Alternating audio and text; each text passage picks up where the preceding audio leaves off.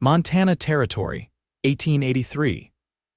The fire was already climbing the ridge when Francesca Lorne slipped on the icy trail, her arms wrapped tight around the tiny, whimpering bundle against her chest.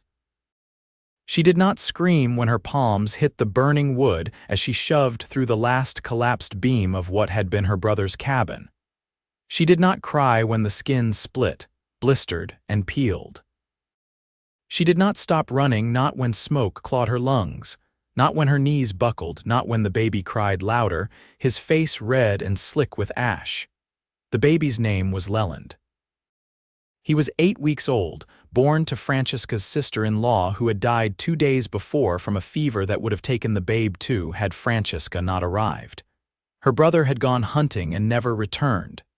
When the fire came, the cabin went up fast. She had only minutes. She had no coat. She had no horse. Just Leland, her scorched hands, and a trail that led down the mountainside into snow-heavy woods. She stumbled into the valley by dawn, her dress torn and her hands wrapped in charred rags. Leland had gone quiet, too quiet. She pressed him to her chest, whispering his name until she found the fence line. Then the faint smoke of a chimney. Then the shape of a barn. She collapsed against the gate. The door flew open a moment later, and a man stepped out with his rifle in one hand, half-buttoned shirt flapping in the wind. He looked young, maybe late 20s, tall and broad-shouldered with a roughness to him that said he had seen more winters than most.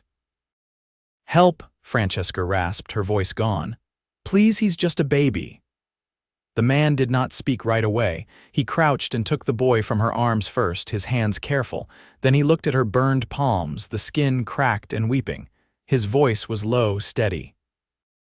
"My name's Yates Zeller," he said. "You're safe now." She did not hear much after that. When Francesca woke, she was in a warm bed. The light of late morning fell across the wooden floorboards. The scent of pine soap clung to the quilt tucked around her. Her hands throbbed, wrapped in clean white cloth. Someone had cleaned the burns and done it gently. She heard a soft noise and turned her head. Leland lay in a wooden crate near the stove, wrapped in a thick old coat, sleeping soundly. Francesca tried to sit up, but her arms shook too much. The door creaked. Yates stepped in, a basin in one hand, a cloth in the other. He looked at her, and something in his face eased a little. "You're awake," he said. She nodded, jaw tight. "The baby, he's fine. Fed him goat's milk. He took it." She blinked hard. "You built that crate for him," he shrugged, setting the basin down. "Nothing else small enough. Thought he'd sleep better close to the stove." Francesca looked down at her hands. Her voice came out hoarse. "They hurt." He sat beside the bed, careful not to touch her. "They'll heal." "But it will take time. I'll keep redressing them." She studied him. His hair was dark, a little too long. His jaw was unshaven. There were calluses on his fingers and a scar just beneath his ear. He looked like a man who worked hard and kept to himself, but his eyes were kind. "Why are you helping me?" she asked. He met her gaze. "Because you ran through fire for that child, and I reckon you did not have any other place to go." She looked away. "I did not," she whispered. He reached for the cloth and dipped it in the basin. "Let me clean the bandages again." She let him. His hands were steady and he did not flinch when the wounds bled. He worked slow, wrapping each hand in fresh linen, tying the knots without pulling too tight. "You got a name?" he asked. "Francesca." "Lorne," he nodded. "You from around here?" "My brother's land was up the ridge. There was a fire. I do not know what caused it, just happened so fast. Lightning hit near the river 2 nights back, maybe caught a pine tree dry enough." She looked down. "He is gone, my brother, his wife too. Just Leland now." Yates's jaw worked for a moment, then he said, "You are not alone anymore." The quiet in the cabin stretched out. The wind moved softly through the trees outside. The baby stirred in his crate, then sighed and slept on. Francesca leaned back against the pillow, eyes heavy. "I will help with the baby soon," she murmured. "You rest," Yates said, rising. "I got him." She fell asleep again with the sound of his boots moving across the wooden floor. Days passed. The pain in her hands eased some.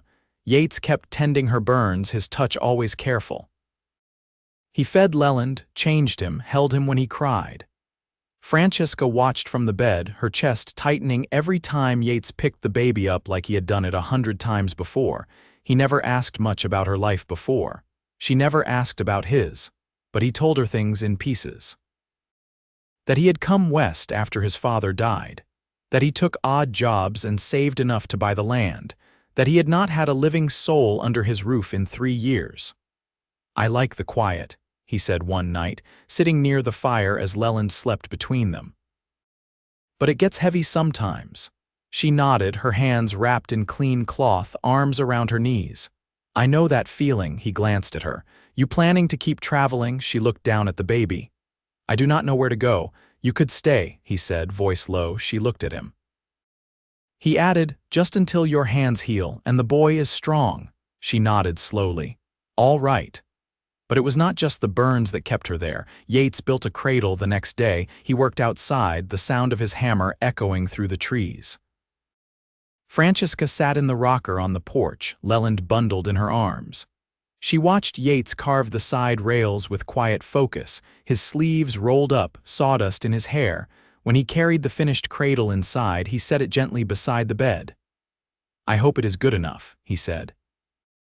Francesca looked at the smooth wood, the curved edges, the way it rocked just slightly when touched. "It is perfect," she whispered. That night, Leland slept in the cradle and Francesca lay awake in the bed, watching the soft rise and fall of the baby's chest, listening to Yates move around the cabin, his steps quiet, steady. She was starting to feel something she had not felt in a long time, safe and maybe something more. The frost had thickened overnight.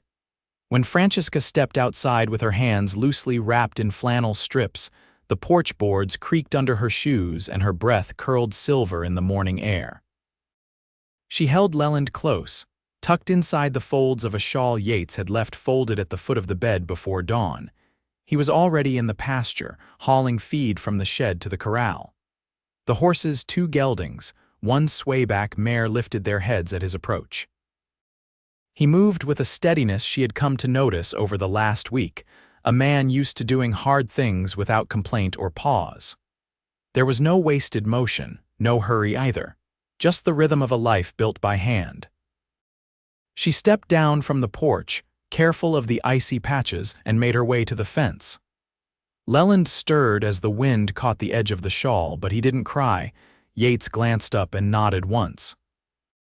"You shouldn't be carrying him out here," he said, setting the feed sack down and brushing his hands on his trousers.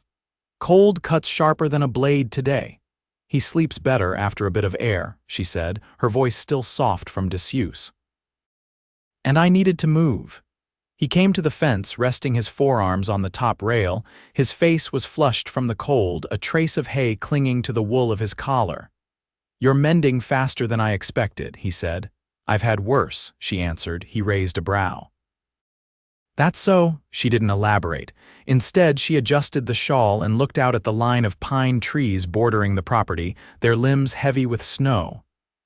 "There's something about this place," she said. "It feels old. Like it's held onto every footstep that's crossed it." Yates followed her gaze. "It belonged to a woman before me, widow with 5 daughters. She left when the youngest married and moved to Helena." "Is that where you bought it?" He nodded. "Cash in hand, took most of what I had." "But it felt right." She looked back at him. "And the cradle," he shrugged. "Seemed wrong letting him sleep in a crate." Francesca didn't smile, but her eyes warmed. She shifted Leland slightly and leaned against the fence, her wrapped hands resting just above the rail. "You've done more than most would," she said. "I know how strangers are looked at out here." He tilted his head. "You don't feel like a stranger." That stilled her for a moment.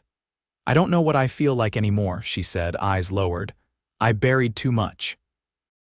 Left too much behind." Yates didn't speak for a long minute. When he did, his voice was quiet. "Sometimes leavin' is the only right thing to do." She looked at him then. "Did you?" "I was 16 when I left Missouri, didn't wait for the frost to lift. Just packed what I could and walked out before sunup." "What did you leave behind?" He hesitated, then said, "A name I didn't want, a father who drank too hard, a mother who deserved better." She nodded, slow and solemn. Then I guess we both came from fire one way or another. The wind stirred again and Leland whimpered. She hushed him gently, rocking him against her shoulder. You ever held a baby before? She asked, glancing sideways at Yates. He looked surprised. Once. My sister's boy back before I left. He spit up on me and screamed till I handed him back. Francesca shifted her weight and offered Leland out to him. Try again. He hesitated, then reached out and took the child with both hands, cradling him awkwardly at first, then adjusting until the small body settled against his broad chest. Leland blinked up at him, wide-eyed and curious. Not bad, Francesca said. Yates looked down at the baby, his voice low. He's got your eyes. She didn't answer right away. Her gaze was fixed on the two of them, man and child, the snow-dusted pasture behind them, the steam rising from the horse's flanks. I want to stay, she said, the words falling like a stone into still water. Yates looked up. I don't know what I can offer you, he said plainly. You already have, she replied. He shifted Leland slightly and stepped around the fence. She met him halfway, one hand brushing the baby's back, the other gently clasping the edge of Yates's coat. I'm not asking for promises, she said. Just a place to begin again. His jaw worked for a moment, then he gave the smallest nod. Then stay. They stood like that for a long time, the three of them, the morning light catching in Francesca's hair, the weight of the past folding into the hush of the land around them. By early February, the creek behind the cabin had frozen clean through. The snow crusted hard enough to walk on before noon, and the sun, when it showed, hung low and pale above the firs. Francesca had begun using her hands again. The skin was tight and pink, the worst of the burns healed over in ridges that pulled when she carried Leland or twisted a jar lid. She wore mittens Yates had found in an old trunk beside the hearth wool, patched at the thumbs. She spent her mornings boiling linens, hanging them to dry along the stove rail, and stitching the torn hem of her only skirt with thread Yates had traded for in town. Leland was heavier now, his arms stronger, his cries louder. He had begun to smile when Yates leaned over him, which he did often, usually in the quiet moments before the day's work began. One afternoon, she found Yates behind the barn, sorting through a pile of timber planks with a small axe resting beside him. He glanced up, brushing sawdust from his sleeve. I thought you were headed to the root cellar, he said. I was, she answered, but I heard hammering. He stood and wiped a palm across his brow. I'm fixin' to build a smokehouse. Thought it might be time to put up some meat proper. Francesca stepped closer, adjusting the shawl around her shoulders. You plan to hunt. Already laid traps near the southern ridge, he said. Snow's packed good for it, might get lucky with a hare or two. She looked at the timber. You always work this much, he gave a short breath. Idle hands don't suit me, she watched him sort another plank. You ever think about bringing on help, a hired boy maybe? Thought about it, he said. But most don't stay long, this land's quiet. Some folk can't stand the stillness. Francesca crouched beside a pile of scrap wood, brushing her fingers against the grain. I don't mind the stillness, it gives you space to think. Yates paused. What do you think about? She didn't answer right away. Then she said, how strange it is to feel safe again, and how I hardly recognize myself in it. He looked at her, his eyes steady. You don't seem strange to me. She stood and rubbed her palms together. What about you? What do you think about when it's quiet? His gaze drifted toward the tree line. Most days I think about what I'd do different if I had the chance to start over. Francesca tilted her head. And what would you do? I'd build slower, he said. Not just the house. The life, she nodded, her voice low. That's what I want too, nothing fast, nothing that burns out. The wind kicked up against the barn wall, rustling the hem of her dress. Yates picked up the axe, then paused. You ever hunt before? He asked. She blinked at him. No, you want to learn. Francesca hesitated, then stepped closer. Yes, I do, he nodded once. We'll go tomorrow, early. They returned to the cabin together. Leland was asleep in the cradle, one tiny fist curled near his cheek.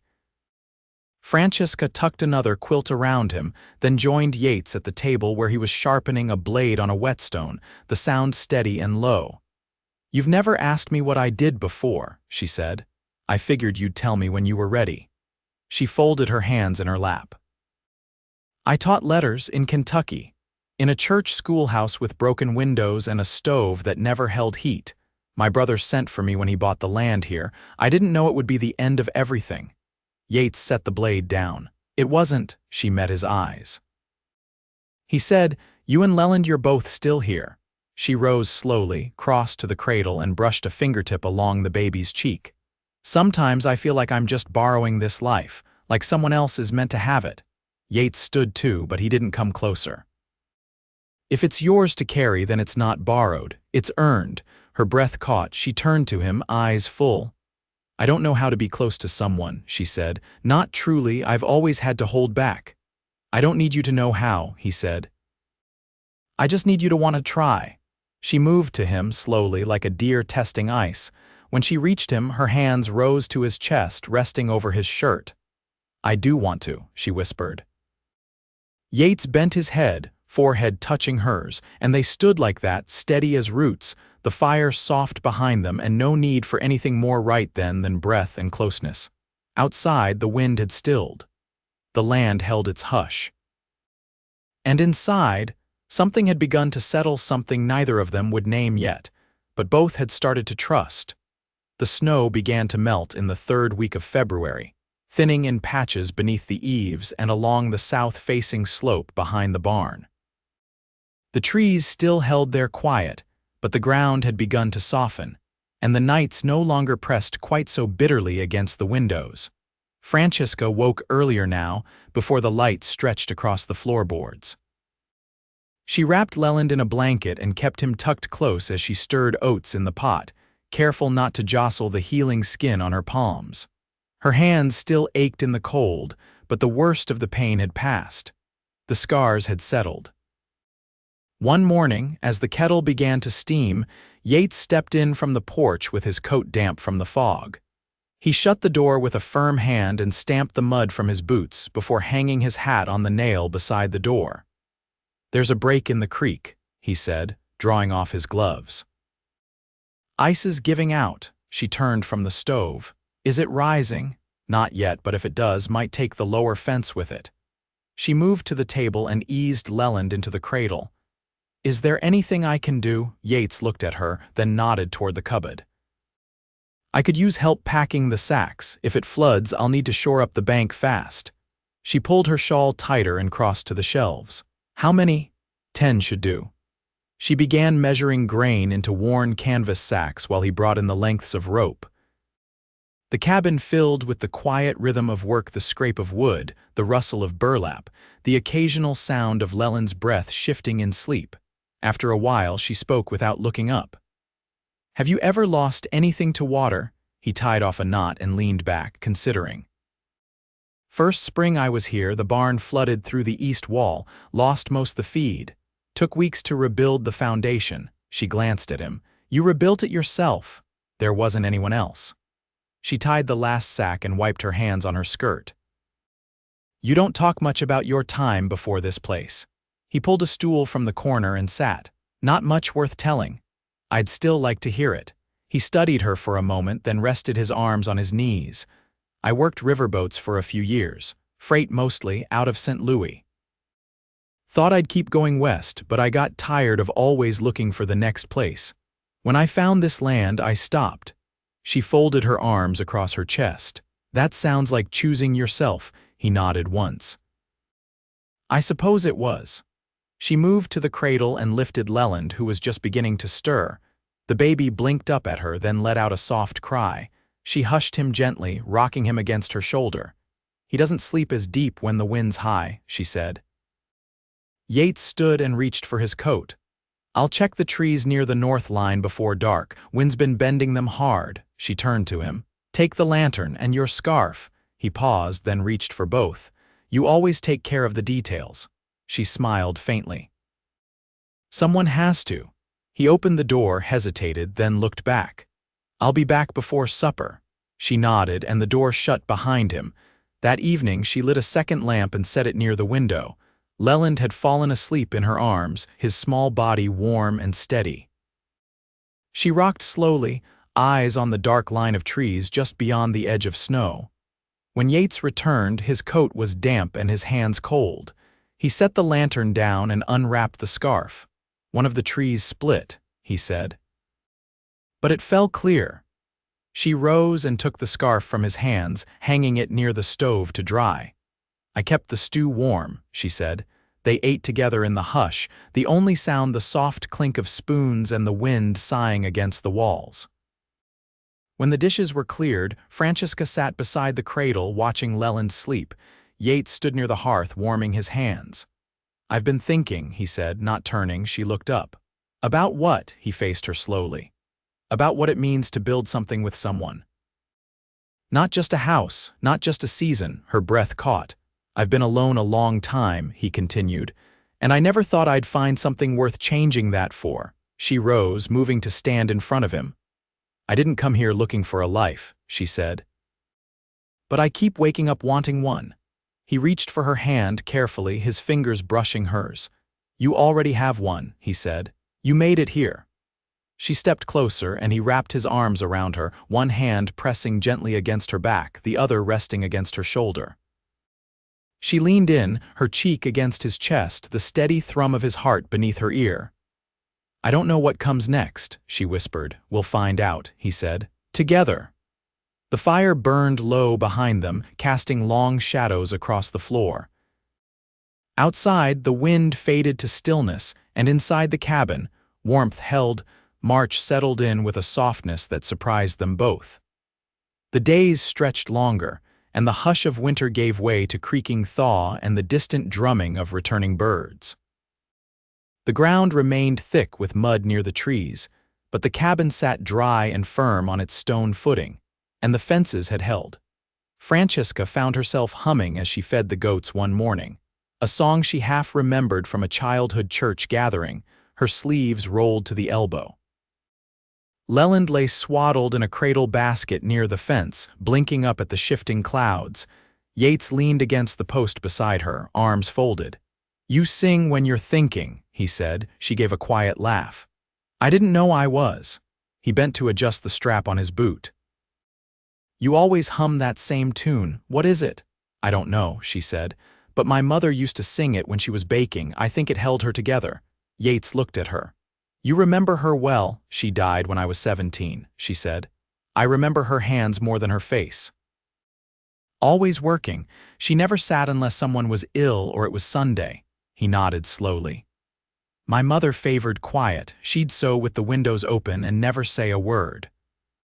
But if you sat beside her long enough, she'd reach over and hold your wrist like she was reminding you she was there." Francesca smiled faintly. "I think Leland has that in him, the quiet watchfulness. He's always looking." Yates glanced toward the cradle. "He's grown. He'll need shoes soon. I'll ride to town at week's end. There's a cobbler near the church who trades for smoked meat." She brushed dirt from her palms. "You've already done more than I can repay." Yates looked at her fully. "I'm not waiting on repayment." Her eyes met his steady. "Then what are you waiting for?" He took a step closer, the edge of his coat brushing her skirt. "For you to tell me what future you want." She studied him, the lines at the corners of his eyes, the quiet strength in his posture, the way he didn't flinch from being seen. "I want to build a life here," she said. "With you, with Leland. I want days that start with work and end with warmth, and nothing more than that." His voice was low. "I can give you that." She reached for him, fingers threading through his. "And I can give you everything I've left." That night, she moved her things from the bed near the hearth to the small room at the back of the cabin, where Yates had begun sanding a cradle's edge weeks before. He brought in a trunk the next morning, one he'd stored in the barn, and laid it at the foot of the bed. "It's not much," he said. "But I reckon it's ours now." Francesca filled the drawers with folded linens, hung her shawl on the peg near his coat, and placed the small wooden cross from her brother's homestead above the window. When she turned, Yates was watching her from the doorway. "You still sure?" he asked. She crossed to him, her voice certain. "There's not a doubt in me." They were married 3 days later under the cottonwood tree at the edge of the property. Yates cleared the ground himself, brushing away the last of the ice. Francesca wore a pale blue dress she found in a trunk behind the barn, and Yates shaved clean for the first time since she'd known him. A neighboring widow came to witness, bringing a loaf of bread and a worn Bible. She held Leland while Francesca and Yates spoke quiet vows with the wind stirring the tree limbs above them. Afterward, they shared a meal by the fire: bread, cured meat, and sweetened apples Francesca had boiled down into a thick jam. Leland slept in the cradle between them. As night fell, Yates reached for her hand. "You sure you're not wishing for more?" She looked at the glow of the fire on his face, at the lines worn by wind and years, and the calm in his eyes. "No," she said. "This is the more." They built slowly. Francesca planted root vegetables as the ground warmed, and Yates repaired the barn roof before the spring rains came. Leland learned to crawl just as the first wildflowers pushed up along the fence line. On warm evenings, they sat on the steps of the porch, Francesca's head resting on Yates's shoulder, the baby asleep in her lap. They did not speak much about the past. There was no need. It lived behind them, quiet as old snow, and the life they made reached forward in its own steady rhythm, meal by meal, harvest by harvest, day by day. Years later, when Leland's feet were strong enough to run the length of the pasture, and Francesca's hair had caught threads of silver, they still sat on that porch in the evenings. Yates would rest his hand over hers, and sometimes she would hum that old tune, slow and quiet, while the sun dipped low behind the trees. And always, beside them, the cradle he had built remained stored in the corner of the cabin, polished and empty, waiting for the next child they might raise together. Because life, as they'd come to learn, was not a thing to be fled or feared but built, piece by piece, beside someone willing to carry it with you, and they did, together, always.